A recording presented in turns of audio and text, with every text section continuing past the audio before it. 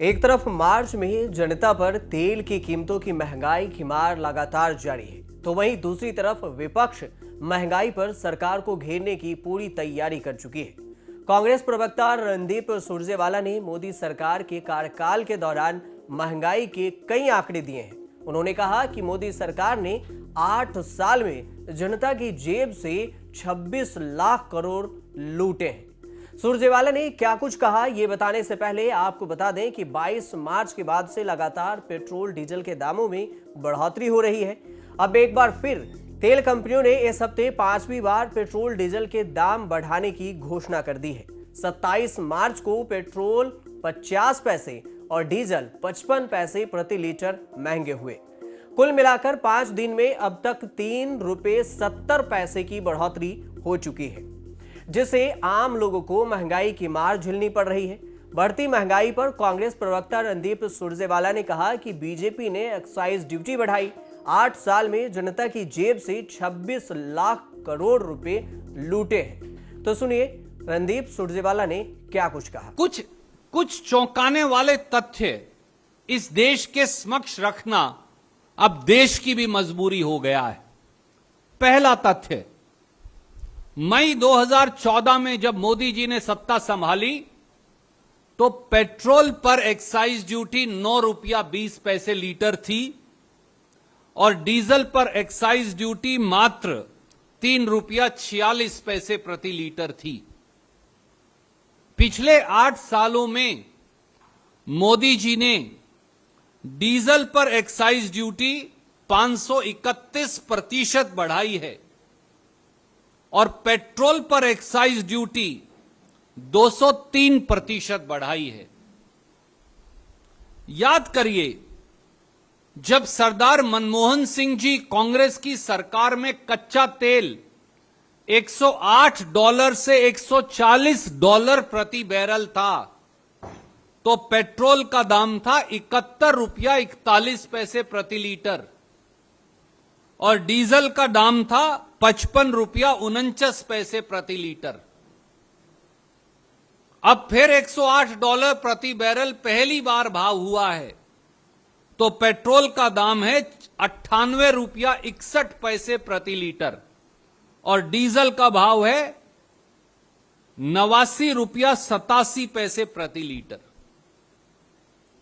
दूसरा चौंकाने वाला तथ्य, मोदी सरकार ने 8 साल में देशवासियों आपकी जेब से 26 लाख करोड़ रुपए की लूट की है। यह चार्ट मैं आपको भेज रहा हूं। 26 लाख करोड़ रुपया जनता की जेब काटकर भारतीय जनता पार्टी की सरकार ने अपना खजाना भरा है।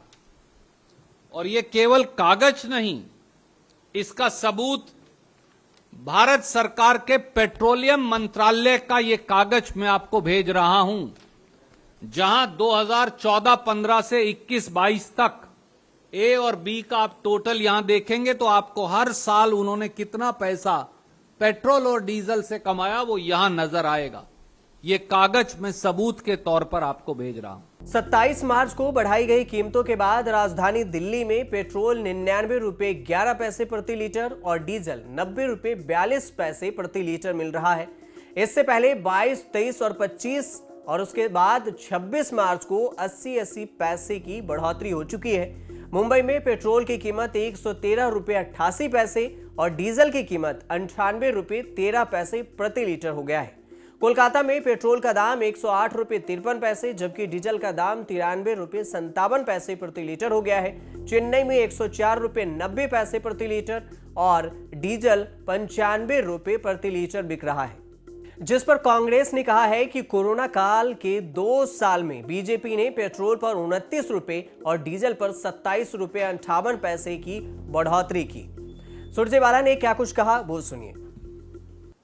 अगर पिछले 2 साल लॉकडाउन, कोरोना महामारी, केवल उसकी बात करें तो पिछले 2 साल के अंदर ही मोदी सरकार ने 29 रुपया पेट्रोल के भाव और 27 रुपया 58 पैसे डीजल के भाव बढ़ाए, केवल 2 साल में लॉकडाउन में। आपको ये भी बताते चलें कि पिछले 4 नवंबर के बाद से पेट्रोल डीजल के मूल्य में कोई भी वृद्धि नहीं की गई थी, लेकिन अचानक 22 मार्च के बाद लगातार बढ़ोतरी हो रही है। 22 मार्च से अब तक रसोई गैस के 50 रुपए और सीएनजी पीएनजी के भी 1 रुपए के दामों में बढ़ोतरी हुई है। तो वहीं कांग्रेस ने तेल की कीमतों की बढ़ोतरी की वजह भी गिनवाए कि आखिर क्यों तेल की कीमतों में बढ़ोतरी हुई है।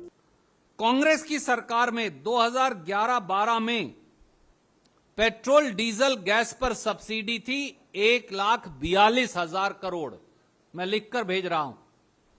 2012-13 में यह सब्सिडी बढ़कर हो गई 1,64,387 करोड़।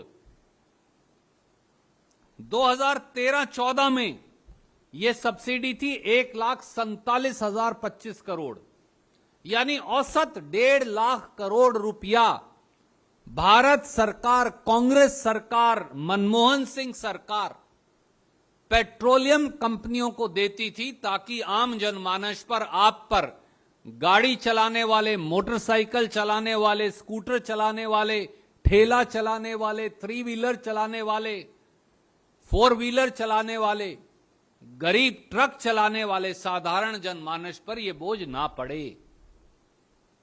मोदी जी ने क्या किया? सब्सिडी ही काट दी।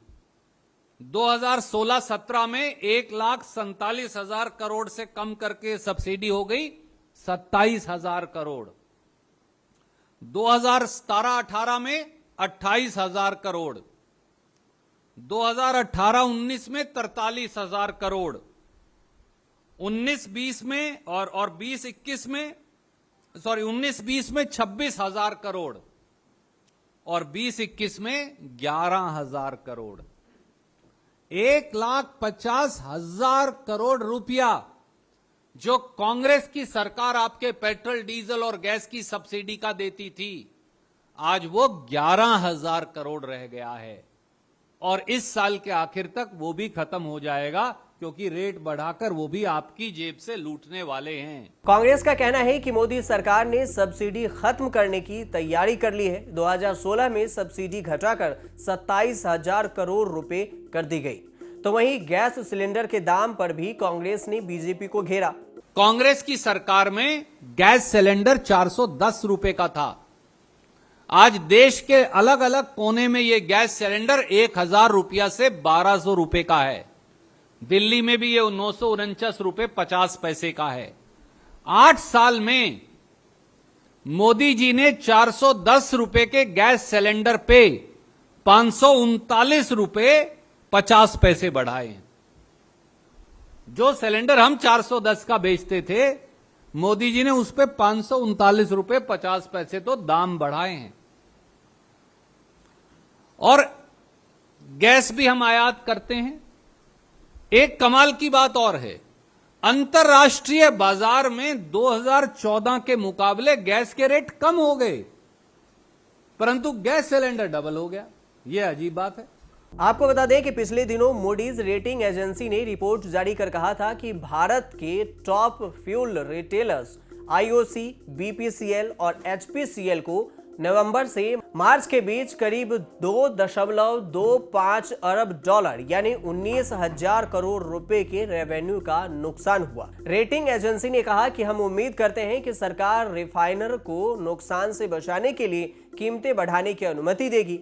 लगातार 2 दिन 80-80 पैसे की बढ़ोतरी के बाद मूडीज ने कहा कि इससे संकेत मिलता है कि पेट्रोल डीजल के दाम एक बार में न बढ़ाकर धीरे धीरे बढ़ाए जाएं, और ऐसा हो भी रहा है। अब आपको बताते हैं कि भारत में कैसे तय होती है पेट्रोल डीजल की कीमतें।